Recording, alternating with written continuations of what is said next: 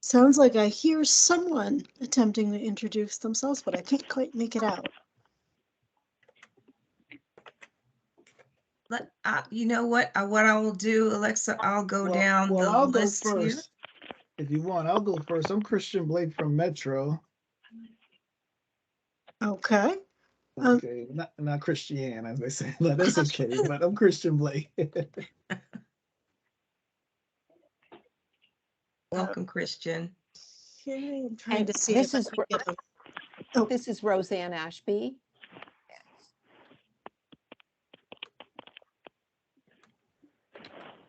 Okay, I'm trying to see if I can get a list. Should I just go down the order that I see the names, Lynn, or? Yes, yes. Okay, That you can next do person that. I see is Capricia Jones.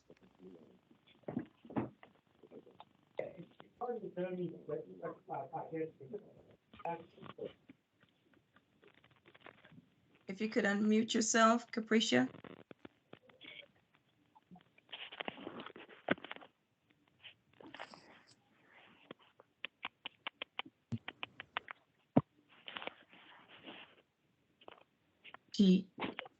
Let's go to the next It's person. Capricia Jones from Star. Okay. Welcome. That could be. The next person I see on the list is Herschel Cantor. Herschel Cantor, member of the subcommittee. Okay, I see Hui Wang. Hi, this is Hui Wan. I work for Arlington. I'm the DES Deputy Director on Transportation and Development. All right, welcome. I see Kirk Dand. Afternoon, everyone. Kirk Dand, Arlington County's WMATA Service Coordinator. All right, Lynn, would you like to introduce yourself? Yes, Lynn Rivers. I am the Transit Bureau Chief. Okay, I see Marian Flores. Yes, good afternoon, everyone. And I'm here with Marcy Goldstein. Okay, and I see Paul Mounier. Good evening, Paul Mounier. I'm the service planner for the ARD system. Okay, Pierre Holloman. Pierre Holloman, Assistant Transit Chief. Okay, Rocco Visconti. This is Rocco Visconti, management intern for the Transit Bureau at Arlington. All right. Roseanne, I think I'm not sure, did you introduce yourself before? I did. Thank you. Okay, we have some phone numbers. I have a number ending with 34. Actually, there's a couple that end with 34. There's one that starts with a 2 and one that starts with a 7. So the first one I have starts with 2 and ends with 34.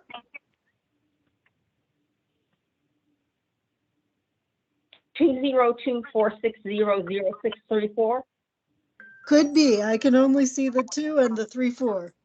Would you care to Okay, introduce this is yourself? Laura McNeil, member of the subcommittee. All right. Hey, Laura.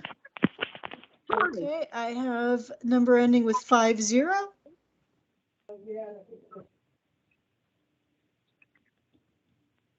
Starts with a 2 and ends with 50.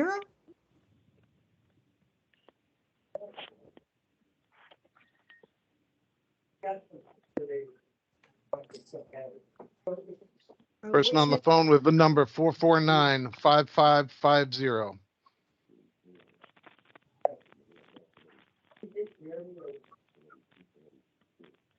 Okay. Nothing heard. Mhm. Nothing heard. All right, in the interest of time, I have a number that ends with 32.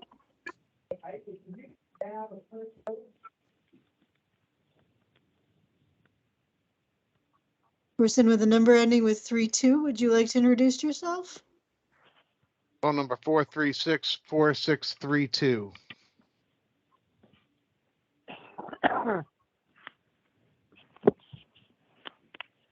Nothing heard. All right, I've got somebody with a number ending with 24. Hi, my name is Joseph DePhillips, a Star user. All right, good to see you, Joe. Thank you. All right, and I have a number ending with 34, starting with a 7 and ending with 34. Hi, Karen Mielink. Okay, good to see you.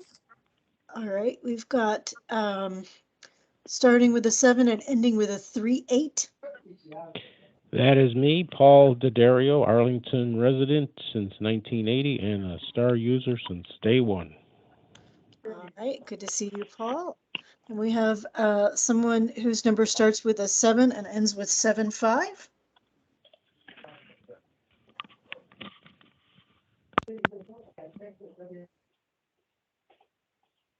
Do we have someone whose number starts with a 7 and ends with 75? Phone number is 839-5975.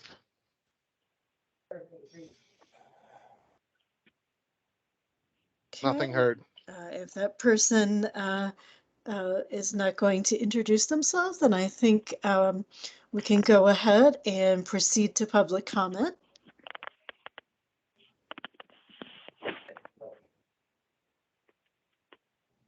And Do we have for anyone who? those- And Alexa, I just wanted to note for those who are interested in making public comment, could you raise your hand in the Teams chat so we can acknowledge you?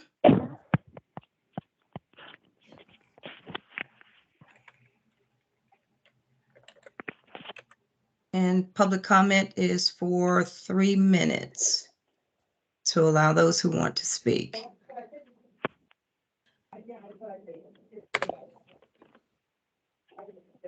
I see Roseanne Ashby. Thanks, Lynn. Shall I go ahead? Go right ahead. Okay. I really don't have a lot of comments. I do want to thank you all for having this meeting. We haven't met since September, and I think a lot of us have been concerned. We know there's probably been some changes and some announcements that you all need to make, because I know you've had some changes in personnel, and we're anxious to hear about those. But again, just kind of anxious to get an update and kind of hope that we can work with anyone who's new in a productive way to make the STAR program a great program. Thank you. All right, thank you, Roseanne. I see Marian Flores has her hand up. Yes, I do. I wanted to make a couple of comments on some experiences that I've had with some rides that passed. One happened in November. Actually, 2 of these happened in November. They have since been corrected, but I just wanted to be on record since we haven't met since September.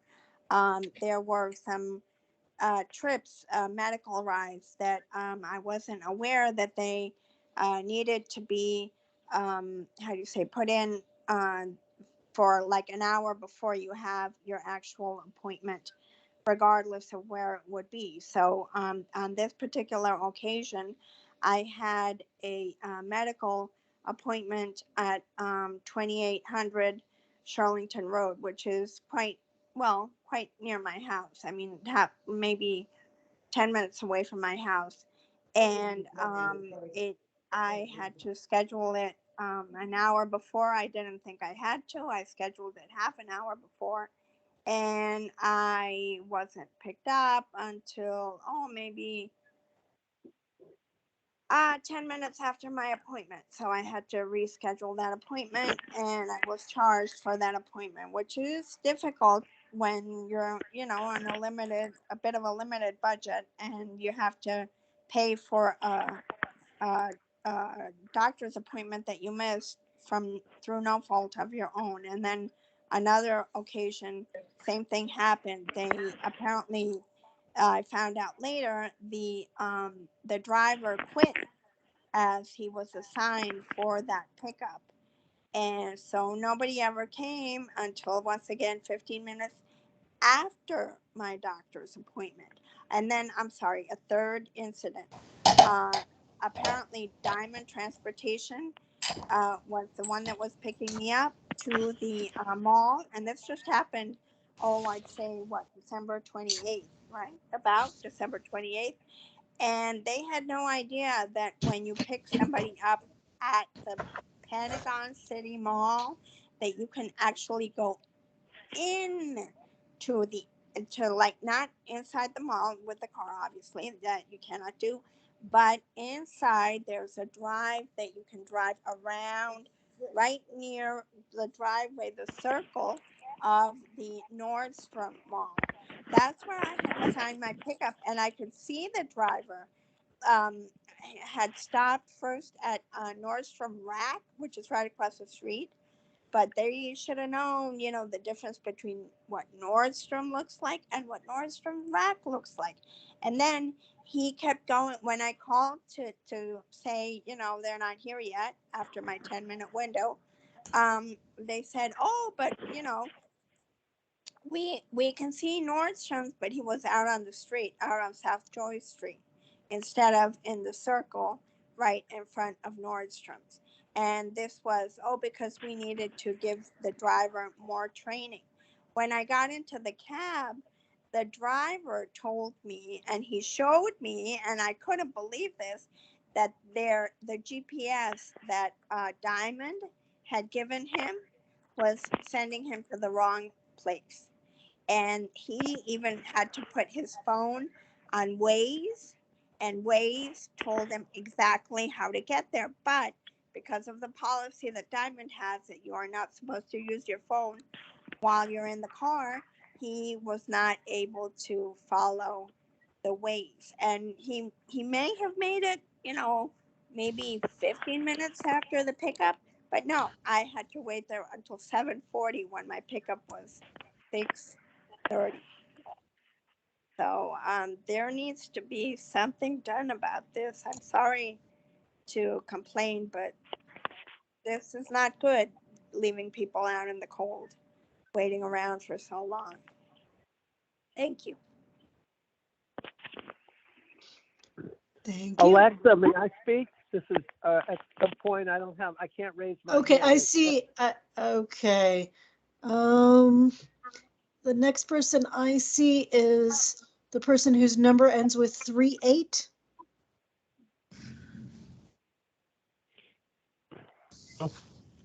The person whose number ends with 38. Are you attempting to speak? Yes, I would like to speak, and I will try to be very brief. Can I go now? Sure, go ahead. Okay. I'm going to use one example of something related to the Arlington Star, but I know it happens regularly, more and more regularly.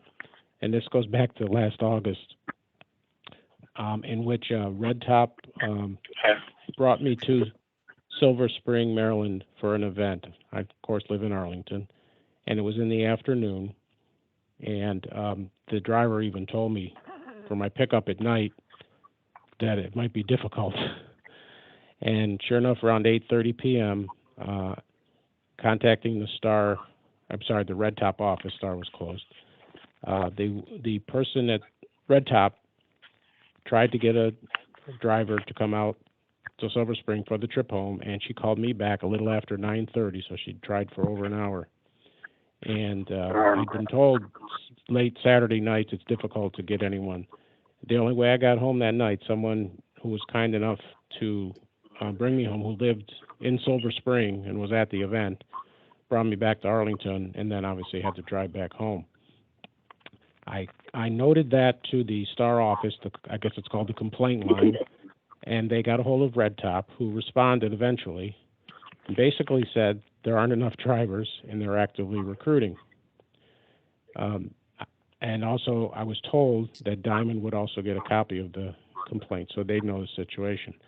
One of my concerns is that incident may have only been received by the people here in the Transit Bureau as a cancellation, and it was only canceled because Red Top could not fulfill the call. So it's not a simple cancellation. And I don't know if the powers that be or the decision makers understand that this is the type of unfortunate situation. It's not Red Top's fault. They don't have enough drivers. They can't fulfill the contract. And as a suggestion, in situations like this, when a driver can't be found, it would seem to me STAR could implement a system where an Uber or Lyft can be executed to fulfill the call that the providers cannot fill. And I just want to put that on record, and hopefully, as I say, the decision makers will get that information and act accordingly. Thank you. Alexa? All right, I don't see anybody else's hand up, so if Joe This wants is to go Joe. next, that's fine. Okay. Thank you.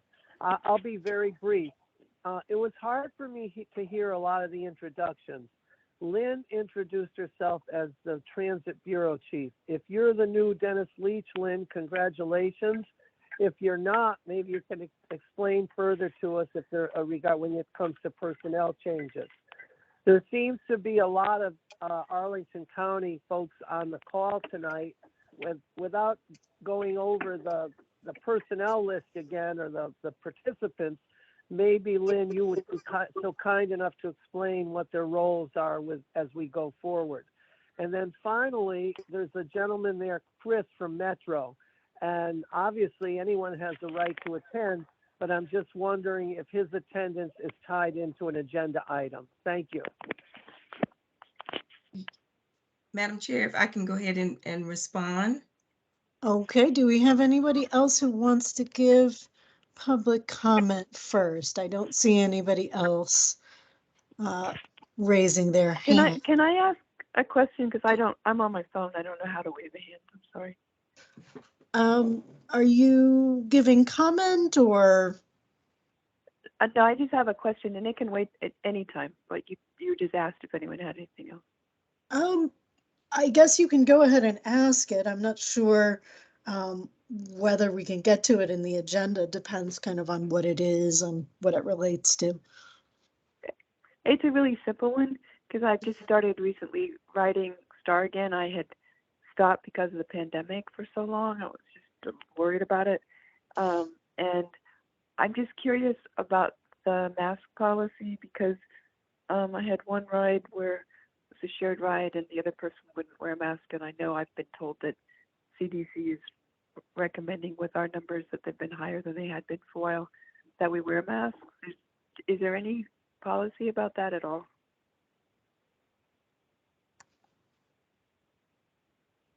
I actually do not know. I can pull up the rider guide right now and see if there was anything added to it. Do any of the folks on staff have a quick answer to that one? Yes, I can respond to that. So we do still encourage those who are using STAR and ART to wear their masks. It's no longer mandatory, but we do highly encourage that it happens. And in most instances, people are wearing their masks, and so that is our policy. Okay, thank you. Mm-hmm. And Alexa, just to circle back to Joe's question, no, I am not the new Dennis Leach, but Hui Huang, who introduced herself earlier, is our new Deputy Director of Transportation and Development. She's sitting in, she's on the call today. And so we're excited to have her here. Wade, is there anything that you'd like to say? Yeah, sure. And thank you for inviting me to this. This is the first time I'm attending this subcommittee meeting. I did attend Transit Advisory Committee meeting in the past, and I am not a stranger to this group because I work in the DOT, for the past several years, and I was more on the traffic management side, but Ling and I has go back. We work together on a lot of things, coordinating basically transit and other transportation works. So thank you for having me, and I will be in the listening mode today and soaking up information. Thank you.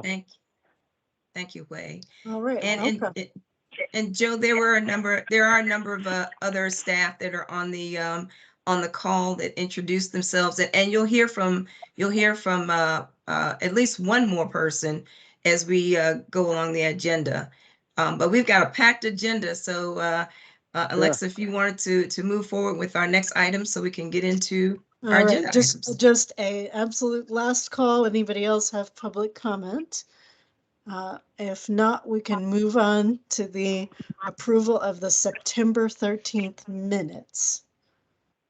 Do I have a motion to approve those minutes? I move that we approve the September minutes as written.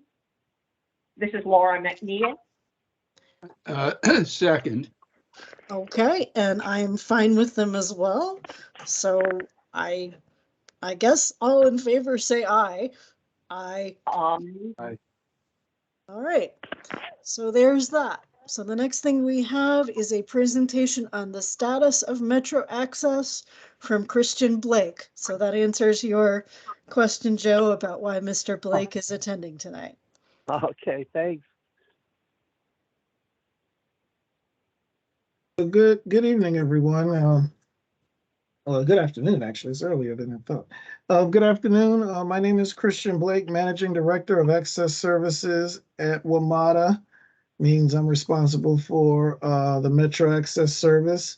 And I was invited tonight kindly to just give an update as to what's been happening with Metro Access lately, and just want to share a few things with you all about what's been going on with Metro Access. I don't really have a presentation. I know Kirk asked me if I was going to do a presentation, but no, this is really more just a status update as to some things that may be a little different with Metro Access than perhaps the last time some of you may or may not have utilized the service. So the first most noticeable thing would be that Metro Access is now providing service into Loudoun County. That is in correspondence with the expansion of the Silver Line, of Metro's Silver Line rail service. So now we go up to Loudoun County, including the airport and one other stop. So we've added 4 stations altogether. The service in Loudoun County, though, is restricted to no more than 3/4 of a mile around a metro station. If you're traveling to other parts of Loudoun County, then that paratransit service and paratransit service for Loudoun County residents is being provided by the county itself. So if you want to go, let's say, into the heart of Loudoun County, you can, like a visitor coming from New York using Metro Access in Washington, D.C., you could apply for visitor status, and the Loudoun County Paratransit would provide you service to other parts of the county that's beyond 3/4 of a mile of the Silver Line stations. But that's our newest additional aspect of the Metro Access service area, Loudoun County. And I'll just go through these and I'll answer all your questions at the end, if you don't mind, Madam Chair.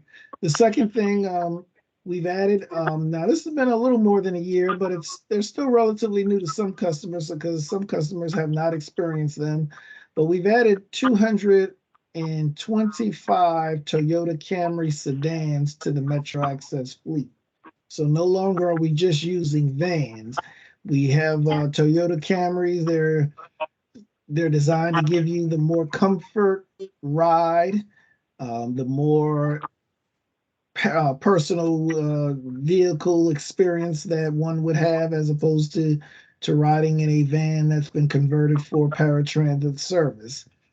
And many customers have experienced it, have, of course, expressed tremendous satisfaction with them and enjoying the ride. Some ask that all their trips be in sedans. We cannot guarantee that, but if you want your trip in a sedan, you book your trip with Metro Access, you should request it. And what we do is try our best to accommodate all requests for customers who want to travel in a sedan. Again, it's not a guarantee, but we do attempt to accommodate all such requests. And while it's not on the agenda, let me also add, pretty soon you're going to be seeing some minivans. So we're going to begin phasing out the larger Ford Transit vans, and we're going to be introducing wheelchair accessible minivans. Now, the purpose of this is much like with the Toyota Camrys. A Ford Transit van is not necessarily built as a passenger van. You convert it to a passenger van, and that comes with some shortcomings, even though we've tried our best to improve the comfort of the ride over time. We still hear from customers about the discomfort of riding in a Ford Transit vehicle. Well, the minivans are built as passenger vehicles to begin with, and we're going to be slowly rolling them into the fleet. We'll remove a row of seats that will be the space for the wheelchair, and then there'll be a row of seats in the back for ambulatory customers.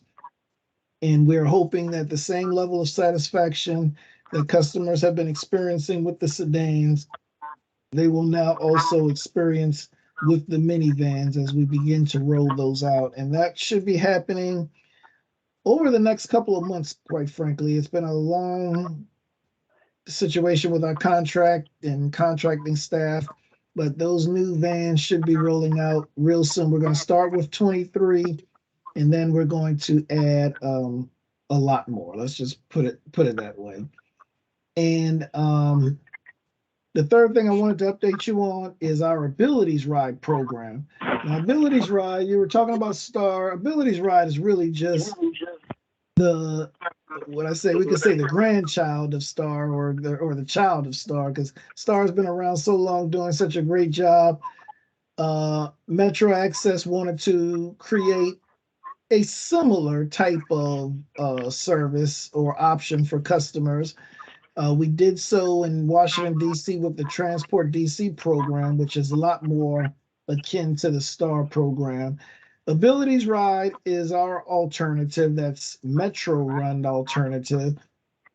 And the way it works is that we have 11 taxi companies, including one in Virginia, Old Dominion, and there's also Uber in the program as well. Customer enrolls in the program. And by enrolling themselves in the program, they're saying to Metro Access, you do not mind if Metro Access moves one or more of your Metro Access trips to another provider, another whole service altogether. In exchange for moving your trip is at a discount. Right now, the discount is free. So all the trips on Abilities Ride right now are free. At some point, there may be a light fare charge, not light fare, food, a small fare that you would pay. And we'll get to that at some point once we've gotten through this kind of pilot period. But right now, all trips on the Abilities Ride program are free. And the way it works is customer books their trip on Metro Access like normal. I've created this kind of computer lottery system where the computer then selects among all the trips that are for the next day. It selects a number of trips to be moved to taxis or Uber. And if your trip happens to be selected, your trip is free of charge, and you get a little more flexibility because with Uber, you can tell them when you want to be picked up. With the taxis, you can also try to adjust your pickup and drop off times as well. And so again, you enroll in the program, the computer selects the trips the night before that will be moved. And on the day of service, kind of to a point made earlier in this meeting, if your trip is running late and you call Where's My Ride, and we see that your trip is either projected to be late or is already late because you've called after your pickup window has begun and the van or sedan is nowhere near you, you have the option to say to Metro Access at that moment, you would like your trip to be moved to Uber, and we will do that as well. So that's the other part of the Abilities Ride. There's the pre-booking, and then there's the day of service if your trip is running late. So those are my 3 updates I had for you this evening. I'm certainly available to answer any question or attempt to answer any Chris? questions any of your members in the community may have. Chris? Yes. Hi, this is Joseph DePhillips. I hope you remember my name. My friend has a saying when he goes out to a nice restaurant, he says it's phenomenal. The current Metro Access is not your father's or mother's Metro Access. I want to commend you for having the Abilities Ride program, not because of the cost, but because of the flexibility and the fact that you can go anywhere you want in a timely manner. I'd urge you to talk to your colleagues at Arlington Transit. If they had that program there, and I hope he's all right with using his name, but Mr. D'Addario would not have been left in Silver Spring on that August night. So I want to commend you for that Abilities Ride program, and please, by all means, keep it going. Well, I appreciate that, and we're trying our best. We have our challenges as well, so I certainly won't make it seem like everything's perfect over here. We're certainly striving for perfection. But no, I appreciate that, and Sure. the Abilities Ride program was my effort to try to bring a level of flexibility to the customers, but also a great deal of satisfaction. That's why we did it, and we're hoping. Yes, we absolutely plan to keep it going. Thank you. So a quick question that I have about it, Mr. Blake, just because it wasn't quite clear to me. So someone opts into this program, and when they do, they're opting into the possibility of any of their trips being moved onto another provider, or they get called and told, hey, we would like to move this trip. Do you consent? So is it like blanket consent for any provider to show up? And is there Right, a it's way a that blank. you're told? Correct. It's a blanket consent, but let's just say you sign up today and but tomorrow, and I'm just making something up. You're going to the grocery store and you're carrying a cart, or you absolutely want and need the support of the driver for whatever case, carry 4 bags or whatever the case may be, and you just do not want or can utilize Uber tomorrow. You certainly can state that, and the reservationist will make note of that and keep your trip on what we call the dedicated Metro Access service. And if by some mistake they make the note, but somehow they still send your trip to Uber, you could always call Metro Access, say, hey, I told y'all I didn't want today's trip on Uber because of whatever reason, and we will take the trip from Uber and put it back on dedicated service. Okay, so it's blanket consent, but you can basically say, tomorrow I definitely need a Metro Access van or something like that if That something is correct. happens to come up. Okay, thank you That very is much correct. for the clarification. Yes. I see a question from a phone number. If they can go ahead. Oh, they took their hand down. Okay. Yeah, I see it too. Phone number 73. Is your hand up intentionally? Hi, can you hear me? Yes, we can hear you. Yes, this is Doris Ray with Independence Center of Northern Virginia, and Mr. Blake and I know each other because I am a member of the WMATA Accessibility Advisory Committee. So I wanted to ask Mr. Blake if he might explain, in case Arlingtonians on this call are not aware of it, and they probably are, the new fare structure for Metro Access that includes a flat fare during off-peak weekday and weekend service, and the prospects, and ask him the prospects for getting that flat fare expanded to permanent status all of the time, because that is something the AAC is working for as you know, Mr. Blake. So I'm just wondering if you could just provide that information. No, those are great points, and you're right. I probably should have included that in my presentation. That's a big change also as we've been coming back. So I apologize for not including that, but thank you, Ms. Ray, for bringing this to our attention. Yes, the Metro Access Fare, as you all may remember or know, or I'm just stating, is per the ADA. That's our fare, is strictly tied to the Americans with Disabilities Act in general, in that it's twice the fastest fixed route equivalent fare, but with a maximum of $6.50. What that means is if your trip, if the fastest way for you to get from point A to point B is by a Metro bus, which is $2, then your fare is going to be $4. But if the fastest way for you to get from point A to point B, let's say from Arlington to Washington, D.C., that's going to include the Metro Rail. So therefore, your fare can go up to, and most likely from Arlington to D.C. will likely be $6.50. But on the weekdays now, after 9:30, all fares on Metro Rail are $2. So that means all fares on Metro Access are a maximum of $4 because the bus fare is already $2. And on the weekends, all fares on Metro Rail are $2. So therefore, the Metro Access fare is a flat $4 on Saturdays and Sundays as well. But as Doris Ray was saying, the Accessibility Advisory Committee of WMATA, and quite frankly others, and I've been sharing the information about the benefits of it, if you will. But the AAC has been advocating for a flat $4 fare all across the board, all day long.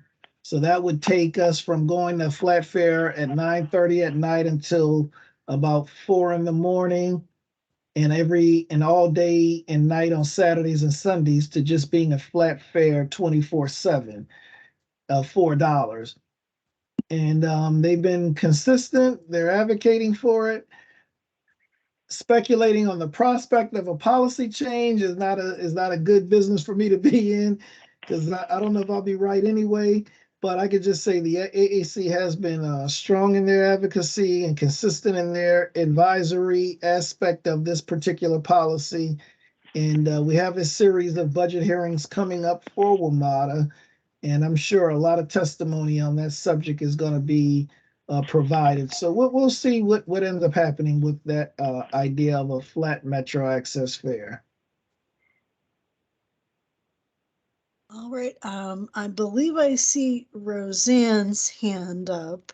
Let me just check how we're doing on time. Where do I have my agenda here? Roseanne, did you want to say something very briefly? Just very briefly, yes. I want to also commend you for the Abilities Ride program. It's a great program. My only concern is the links that are sent do not always work, particularly for some of us who use VoiceOver on our iPhones. And you probably have heard this before, but sometimes the links do not work, and we have to call then and get assistance through your reservations people. But aside from that, honestly, it's a great program. Thank you. Well, thank you. And yes, we're working on it. The links issue, and I'm not passing the buck. I don't want it to sound that way. But as this is a program in which the customers are opting into other services, so the links are coming directly from Uber, and we've been working with Uber. We've been providing updates and feedback from customers as the customers tell me about their experience. I share it with Uber, and we've been trying to get a hold of this whole thing, because what happens at the night before, as we're talking, if the computer selects your trip to be moved to Uber, then you get a text message from Uber with the link, and you click on the link when you're ready to be picked up. So let's say you book the trip with Metro Access for a 12 o'clock pickup time, but you finish whatever you were doing a little early, so you're ready to go at 11:30. You can click the link and say, Uber, dispatch the vehicle to me now at 11:30. But let's say your pickup time is 8 p.m. on New Year's Eve, and you're having a great time with family, and you want to stay a little longer. Now you're taking a risk because of all the demand. So maybe New Year's Eve is a bad example. But if you don't want to leave at 8 o'clock, but instead you want to leave at 10 o'clock, you can wait till 10 o'clock and click the link. Now you can't wait till 12 because the link is only good for the day of the trip. But anytime that day, you can use the link to request the trip, even if it's different from your original Metro Access pickup time. But yes, we've got to get that together. And we're working on it, believe me. We're trying to figure it out and get that part resolved once and for all.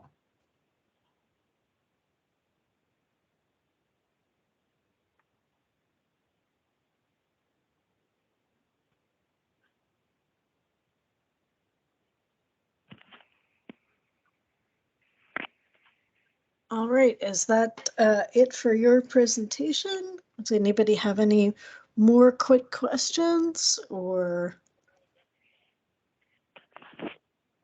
All right. Well, it's been my pleasure. I really appreciate these opportunities. And anytime you want to hear more about Metro Access or there's complaints or concerns and you feel, hey, you need to come and hear what we have to say, just give me a call and I'll be here. All right, thank you very much. Thank you. Okay, next on the agenda, we have the floating bus stops guideline update.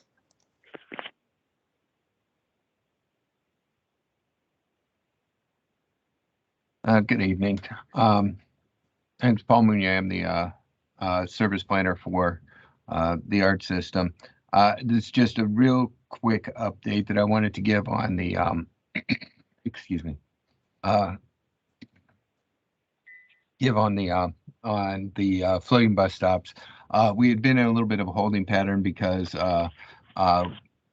one of the main things that was we gathered from doing some public outreach and talking to different committees was that regional guidelines are going to be very important. And due to some changes at Metro and some contracting issues, they had not moved very far on their regional, excuse me, regional guidelines. So if we can move to the next slide, please. And just a reminder about what a floating bus stop is. As you can see, here's a diagram of a floating bus stop. It is designed to separate the bicycle traffic from bus traffic, push the loading zone out to the street, and that helps with sharing the curb space with different modes, and also improves operation for the bus. Next slide, please. Okay, so floating bus stops are dedicated waiting and boarding areas for passengers to streamline transit service and improve accessibility by enabling in-lane stops. Floating bus stops are separated from the sidewalk by a bike channel, eliminating conflicts between the transit vehicles and bikes at stops. For buses, boarding islands allowed the creation of accessible in-lane stops with near level or level boarding. The one disadvantage is that now the bicycles have been pushed to behind the island, and it causes a conflict with the pedestrians. Next slide, please.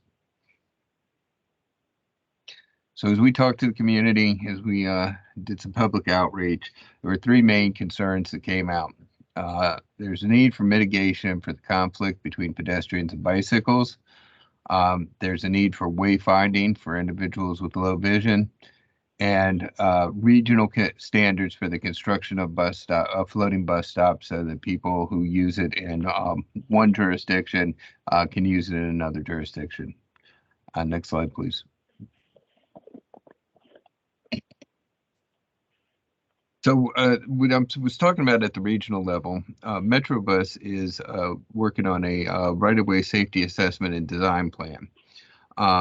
It's a design so there's two parts of it that we're focused on currently, and it's supplemental guidelines for the design and placement of bus stops and a bus priority design guide. The bus priority design guide talks more about transit priority, the design of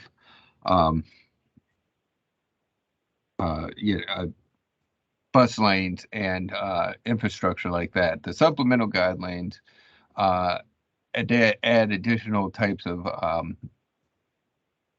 bus stops and bus stop formations to their bus stop guidelines, and that is where we are getting the new guidelines for floating bus stops, or what essentially will be the regional guidelines for floating bus stops.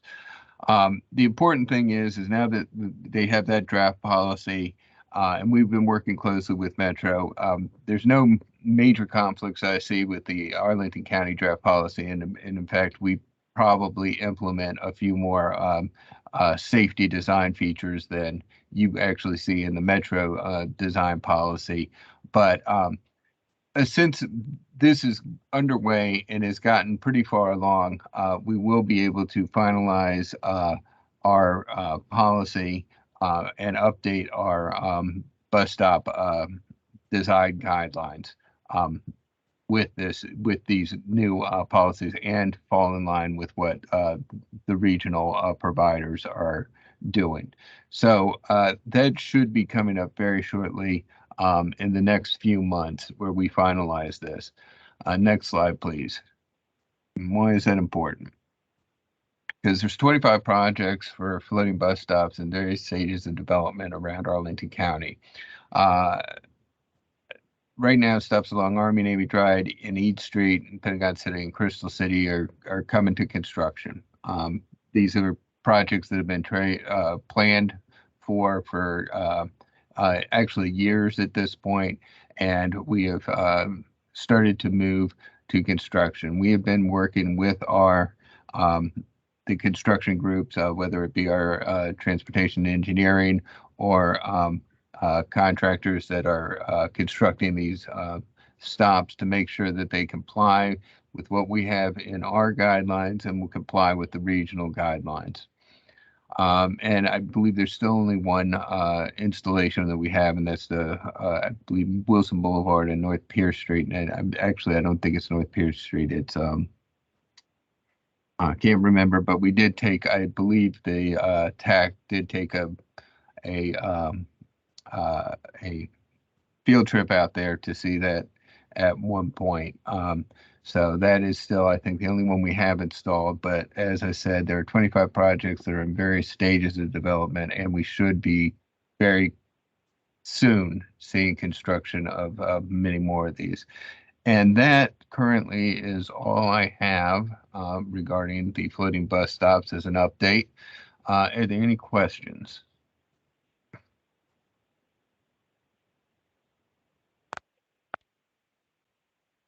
I don't believe I have any.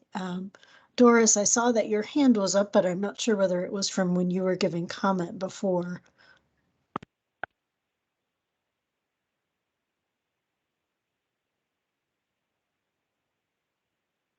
Okay, Doris, I'm not sure if you were saying anything, but you were on mute Yeah, just I did now. have a comment or a question. Okay, go ahead briefly. Thank you. Actually, it's more of a comment, just making sure the committee is aware, and you correct me if I'm wrong, Madam Chair.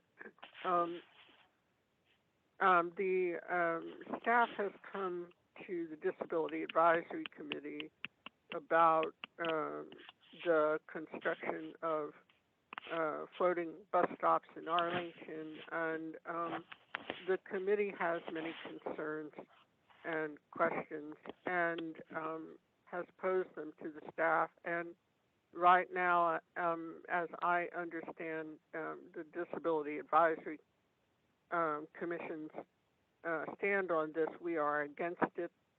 most people that I have heard from in the blind community are against these floating bus stops throughout the region, and the Accessibility Advisory Committee to WMATA has expressed its concerns and opposition to floating bus stops, but in Arlington they continue to be planned, and in fact at a number of site plan reviews for construction of new buildings, residential and commercial, and in Crystal City, Pentagon City, but also in other areas like the site plan review committee last night for the ARVA apartment redevelopment at Pershing Drive and George Mason and Route 50. They're including plans for floating bus stops, in fact, protected floating bus stops. So I'm concerned about that. I'm concerned about their construction being such that people with using mobility devices will have to roll a longer length of a long block, like down there at the Amazon headquarters, for example, because of the protected bus stops. They can't stop at the regular stops, maybe in the middle of an intersection. So I would be hoping that the Accessibility Advisory Committee and the TAC be aware of that, and that the community itself make its voices known. Really, this should be taken also to the Metropolitan Washington Council of Governments Accessibility Access for All committee, because this is actually a regional issue, and it's also a national issue because the pedestrian rights of way standards of the Access Board don't explicitly include anything about floating bus stops. So that's my concern, and perhaps that could come up as a wider agenda item for discussion of your committee at another time. Thank you, Doris. I don't think we have time to handle that one right now, but I'm glad that you brought it up, and thank you very much for putting it so clearly. Looks like the next thing we have on our agenda is STAR performance reports. Excuse me. Thank you, Madam Chair. We have an update on STAR performance. And if you'll go to the next slide, please. As we've noted earlier, we've not had a meeting since September. And so what we've done is shared information about performance from September through December of 2022. And you'll see here the number of trips that have been booked over those 4 months. You see in September, a little over 4,000, in October, 4,200, November, 4,700, December, 4,600. And then below that, we're showing information about the trips that were completed. In all total, we're looking at approximately 80 to 85% of trips that are booked are actually completed. The next piece of information is the rides that are provided by zone. As you all are aware, STAR has 3 zones. Zone 1 is primarily all of Arlington County. There were a little over 6,000 trips that occurred in Zone 1.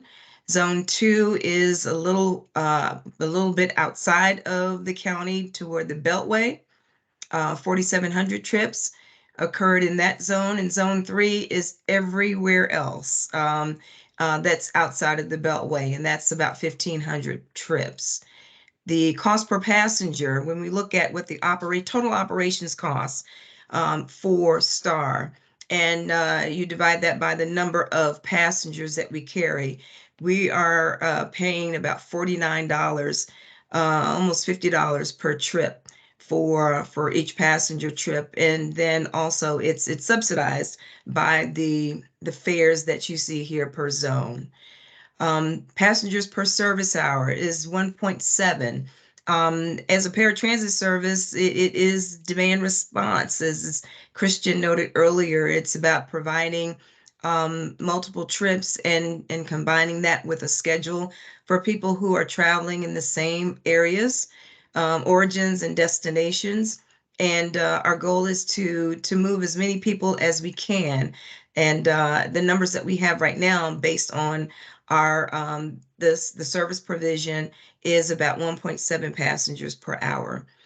And the next information I wanted to show you were our comments per 1,000 trips. And if you'll see here that the total that we received over the course of the past 4 months is a total of 37 comments. Of those 37 comments, 4 were commendations, 33 were complaints that we are responding to. And as we heard, some have already been corrected and that we will continue to respond to. Next slide, please. And this is a depiction of how the ridership looks, and in comparison to FY 21, 22, and now 23. What you could focus on would be the third graph that you see here is the third color, rather, is the gold color, which shows where FY 23 service since July and how it is in comparison to the previous 2 years. Next slide, please. This slide shows the ridership that has occurred specifically on Diamond Transportation and the trips that have been completed. Next slide. And this is the trips that have been completed on Red Top Cab. Again, noting the graph that is the gold color for FY 23. And as you see, we're noting the numbers were a little low in showing in FY 21, and that's been for all three. I'm showing the total in Diamond and Red Top. The good news is that we're seeing is that that number is getting higher as we get further away, fingers crossed, from what has been the heart of the pandemic. People are starting to use the service again. Next slide.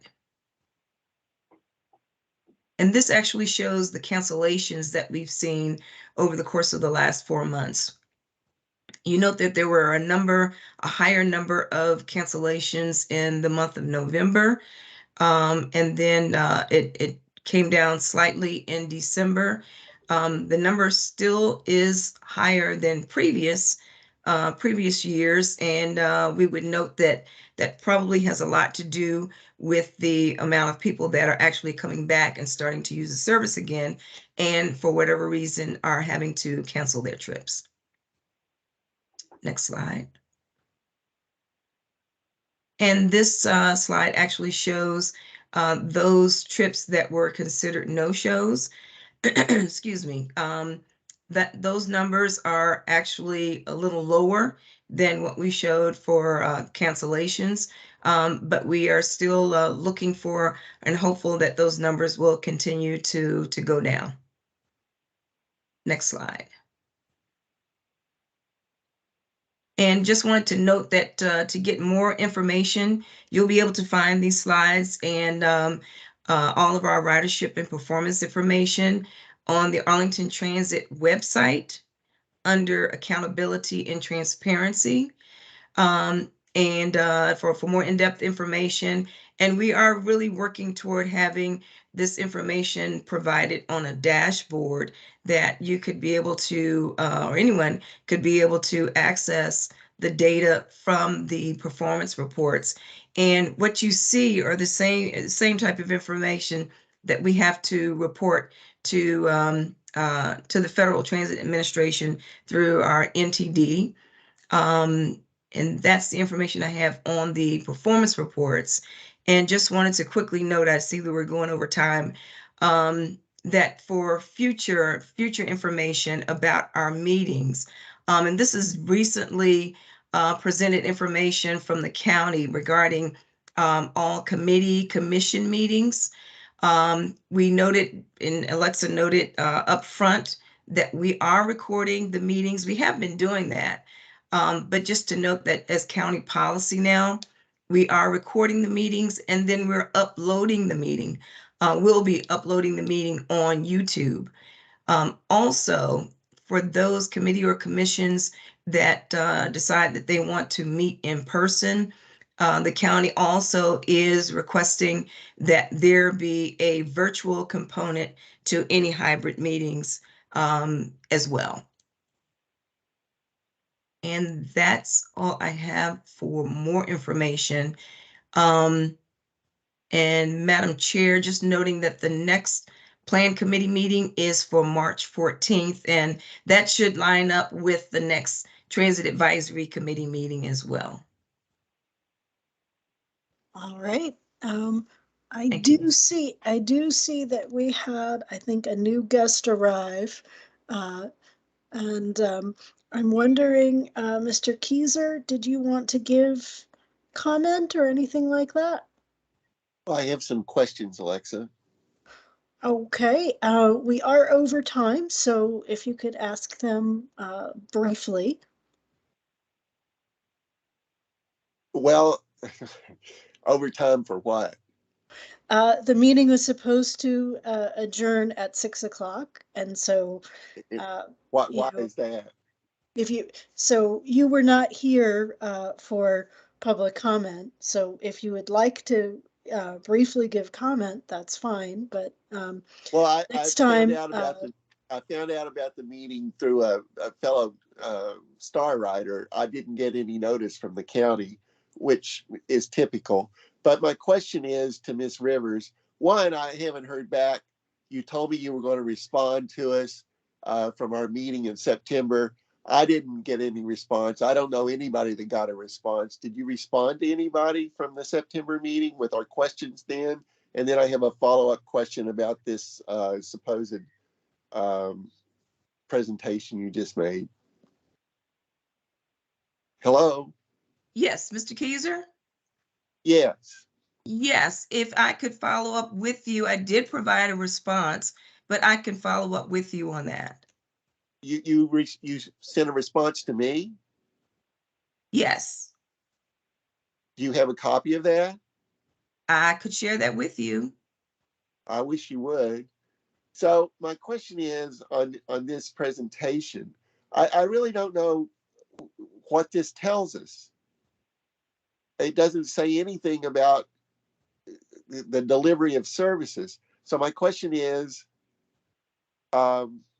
where are the on-time pickup performance data, the late stops past the pickup window, excessive late pickups, even on-time pickups, calls handled, reservation response time, where are my ride calls?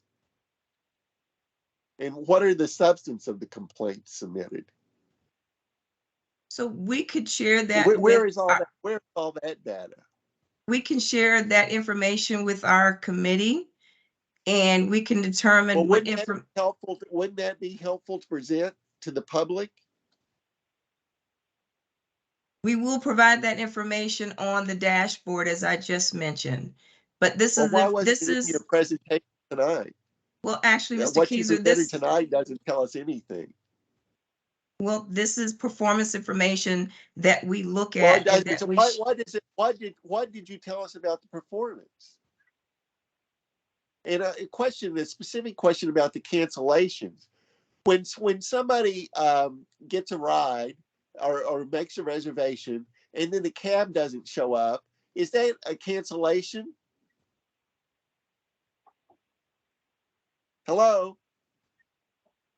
Yes, Mr. Keyser. That's considered a cancellation?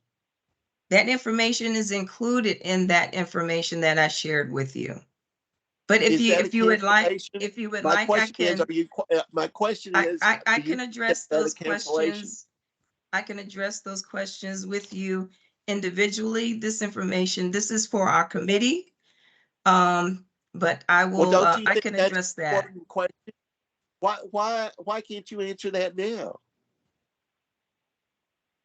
this is not my committee meeting, Mr. Keiser. This is the committee. There's a committee of members of the Transit Advisory Yes, Mr. Committee. Keiser, if there's information that you would like to be shared, let us know, and we can definitely negotiate. I did hear you say that you would like more information about how many complaints they got and Well, what the no, general nature of those complaints were. I do the think some substance of it. information about the complaints could be useful.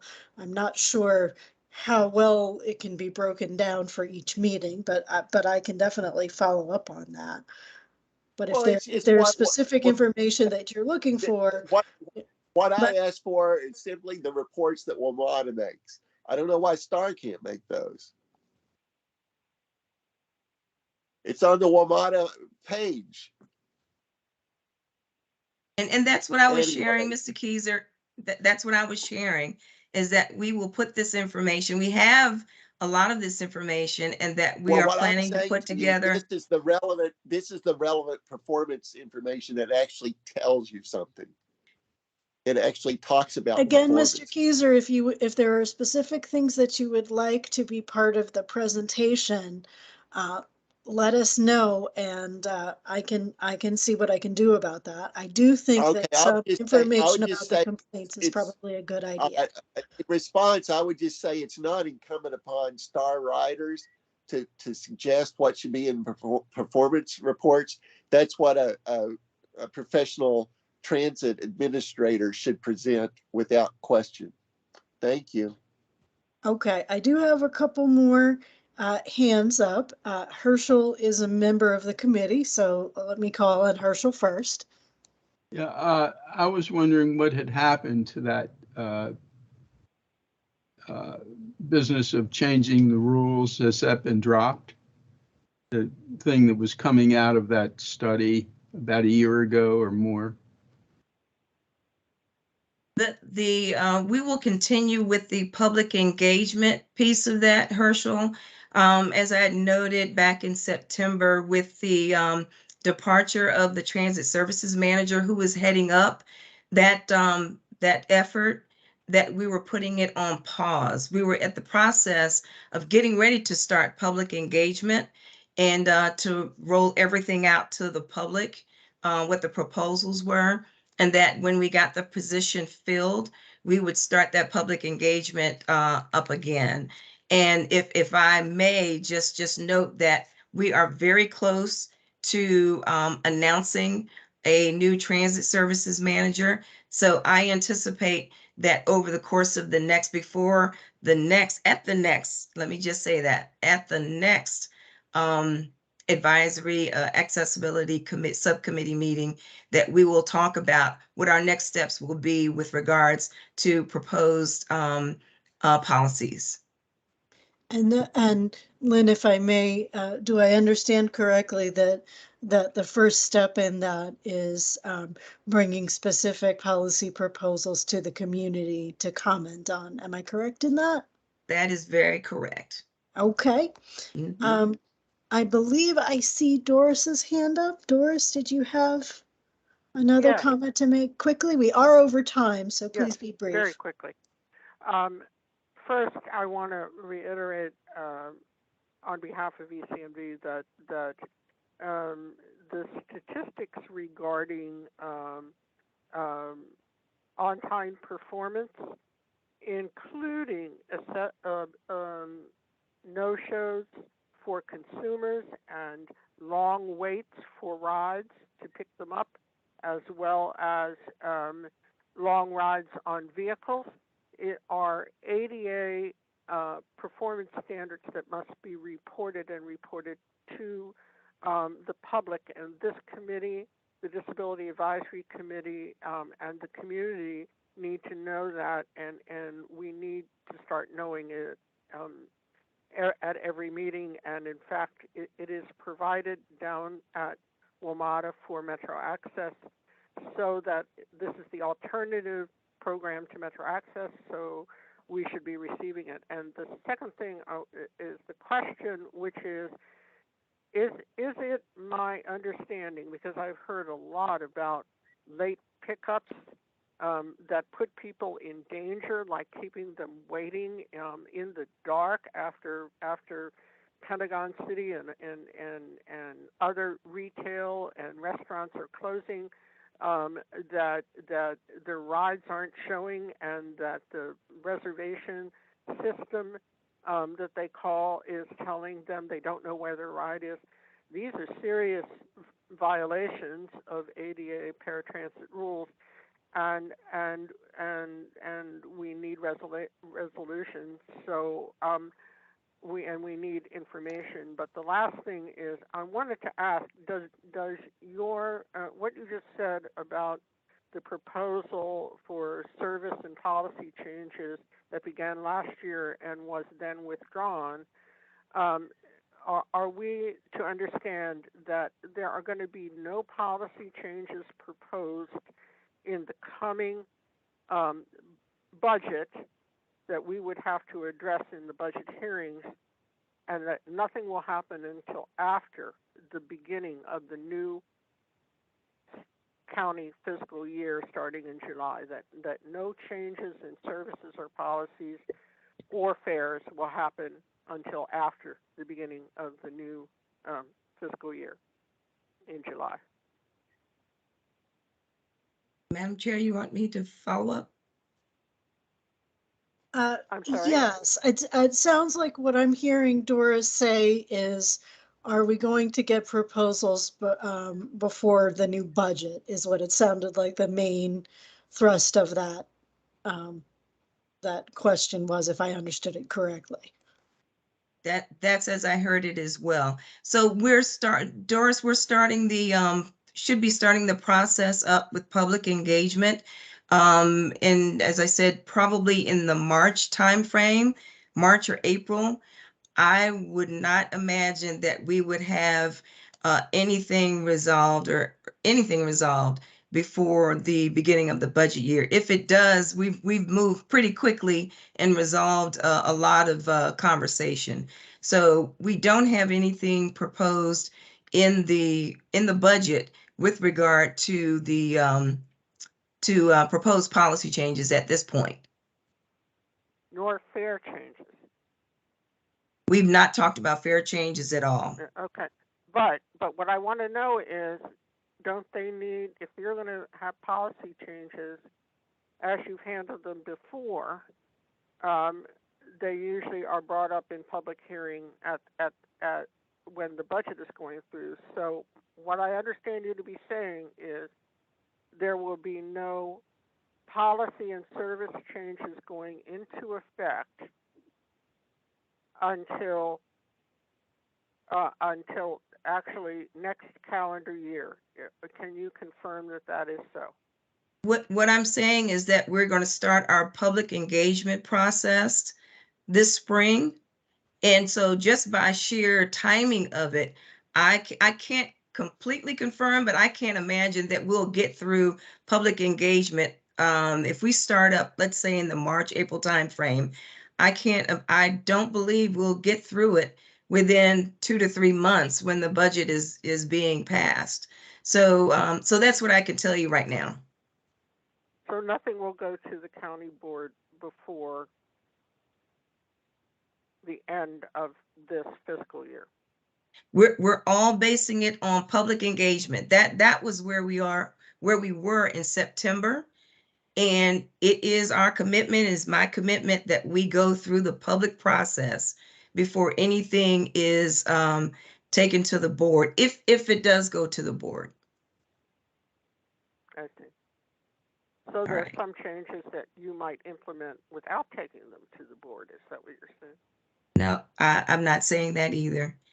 Just trying to confirm what the plan is. Yeah, the plan right now is to take it to the public. When we announced it last year, it was literally just sharing with our Transit Advisory Committee what we had seen and looked at with other agencies and also our own, with regards to improving and making some changes, not for change's sake, but in order to enhance and improve the service. And that is the guiding factor here. And so our commitment is to go through public engagement before we make any announcements or anything is confirmed. Okay, and just confirming, this committee is actually made up and supposed to be expressing the concerns of riders, so it is a public issue, right? Yeah, oh, absolutely. Absolutely. It comes to it was received at the Transit Advisory So you're Committee talking to the and public, not committee privately. Yeah. I'm sorry. I said, so this is the forum for public concerns, not just for members of the committee, and the chair has been wonderful in making sure the community can be involved, so I appreciate that. There will be public engagement will be outside of this committee forum as well. Sure, that's what I meant. Okay. Okay.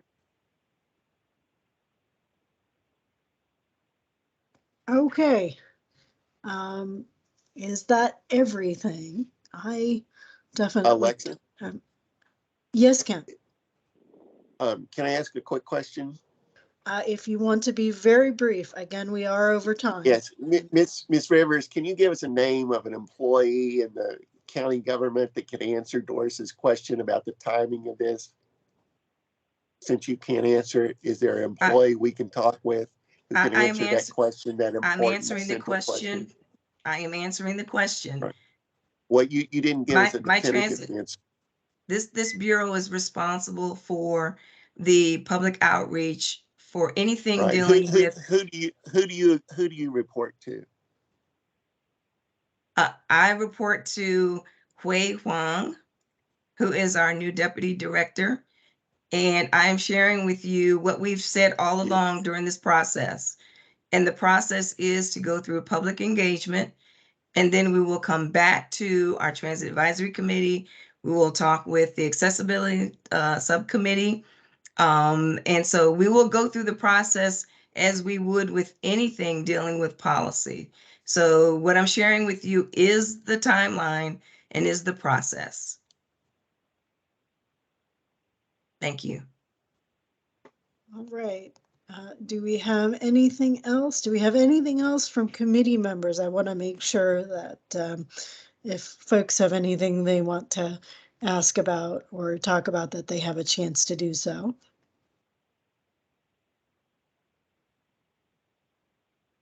All right. If not, do I have a motion to adjourn? I move that we adjourn this meeting. Okay. Herschel, you want to second that? Second, yeah. All right. Well, that's all three of us. So again, thank you very much, everyone, for your presentations and your comments. And we will see you guys in March. Thank you all. Thank you. All right. Thank Thanks, you. guys.